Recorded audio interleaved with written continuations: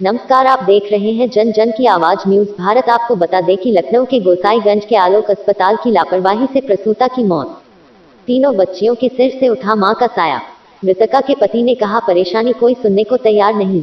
गोसाईगंज लखनऊ राजधानी लखनऊ के कोतवाली गोसाईगंज के अंतर्गत आलोक हॉस्पिटल नर्सिंग होम गुमटी नंबर 5 सुल्तानपुर रोड लखनऊ में स्थित है, जहां पर ऑपरेशन तथा नॉर्मल डिलीवरी कराई जाती है।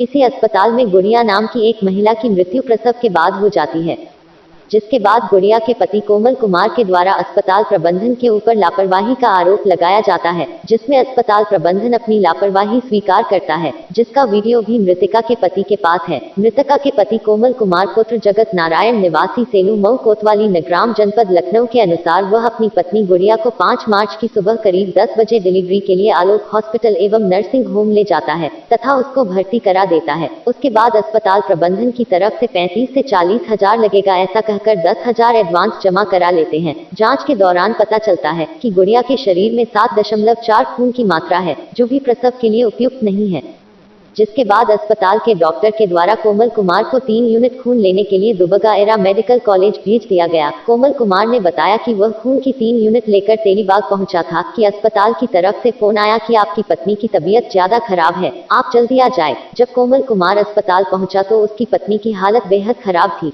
जब उसने डॉक्टरों से कहा कि मैं खून लेकर आ रहा था, पहले खून चढ़ा देते उसके बाद ऑपरेशन करते, तो डॉक्टरों ने उल्टा उसी को डांटना शुरू कर दिया और कहा कि डॉक्टर हम हैं या तुम।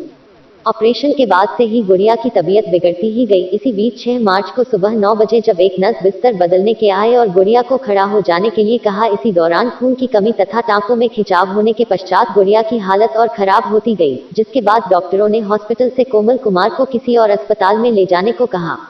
दूसरे अस्पताल ले जाने के दौरान रास्ते में गुड़िया की मृत्यु हो गई और वह एम्बुलेंस से आलोक हॉस्पिटल में अपनी पत्नी को फिर ले आया तथा अपने जरूरी कागजात तथा रिपोर्ट डॉक्टरों से मांगी, तो डॉक्टरों ने कागजात देने से साफ इनकार कर दिया। इस दौरान जब लापरवाही का आरोप कोमल कुमार के द्वारा अस्पताल पर लगाया गया, तो अस्पताल प्रबंधन ने अपनी गलती को स्वीकार किया तथा कोई भी कार्यवाही न करने की धमकी भी दी और मृतका के पति को 1.5 लाख रुपए ले लेने की पेशकश की। कहा कि आप पैसे ले लीजिए, लेकिन यह बात बाहर नहीं जानी चाहिए। इस पर मृतका के पति ने साफ इनकार कर दिया। कहा, पैसे की तुलना मेरी पत्नी से मत करिए, मेरी पत्नी मुझे वापस कर दीजिए बस, या फिर जिसकी वजह से मेरी पत्नी की जान गई है उसको सजा मिलनी चाहिए। मृतका के पहले से 2 बेटियां थी तथा तीसरी बेटी ऑपरेशन के बाद जन्मी है, जिसके ऊपर से मां का साया उठ चुका है। मृतका के पति कोमल कुमार ने बताया कि उसने इसकी शिकायत मुख्यमंत्री उत्तर प्रदेश, जिलाधिकारी, पुलिस आयुक्त, पुलिस उपायुक्त, सहायक पुलिस आयुक्त, स्वास्थ्य मंत्री उत्तर प्रदेश, लोक स्वास्थ्य विभाग प्रभारी निरीक्षक गोसाईगंज को ऑनलाइन तथा जरिए डाक की है। जन जन की आवाज से ब्रह्मादीन की रिपोर्ट। हाँ, क्या नाम है आपका भैया? सर, मेरा नाम कोमल कुमार उर्फ कमल है। क्या दिक्कत है आपको? दिक्कत, हमारी पत्नी को अस्पताल वालों ने जानबूझकर मार डाला है। मार डाला? जी।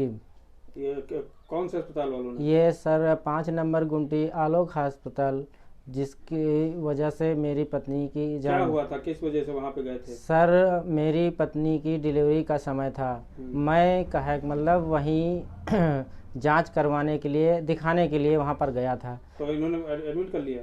वहाँ पर जब गए तो एडमिट करने के लिए उन्होंने कहा, तो हमने कहा आज हम एडमिट नहीं कर पाएंगे और आप अल्ट्रासाउंड करवा के कहा, हम आज रिपोर्ट देख लीजिए, उसके बाद हम कल एडमिट कराएंगे। अच्छा, तो उसके बाद क्या हुआ?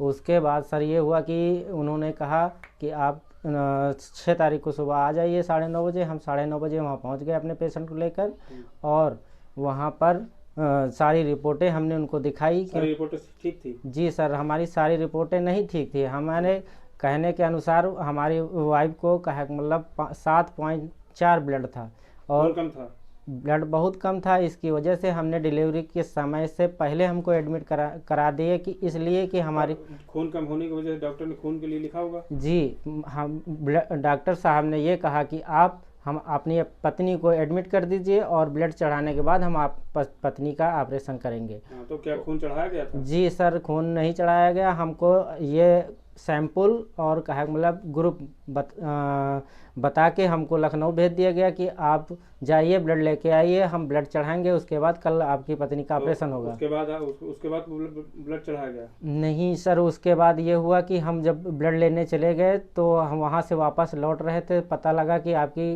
जब कॉल आई हमें अस्पताल की तरफ से कि आपकी पत्नी का ऑपरेशन चल रहा है, ब्लड की बहुत सख्त आवश्यकता है, आप जल्दी से आ जाइए। उतने टाइम में तेलीबाग में था।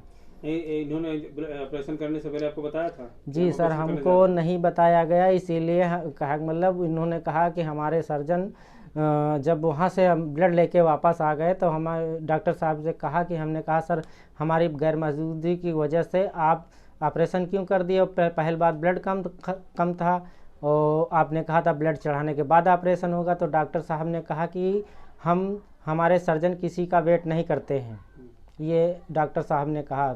उसके बाद जब वहाँ से हम डॉक्टर साहब के पास से हम अपनी पत्नी के पास गए तो वहाँ देखा कि हमारी पत्नी की हालत बहुत नाजुक थी। और उसके बाद काफ़ी देर के बाद रात में वही 4:30-5 के समथिंग थोड़ा वो सही हालत में आई और हमने सोचा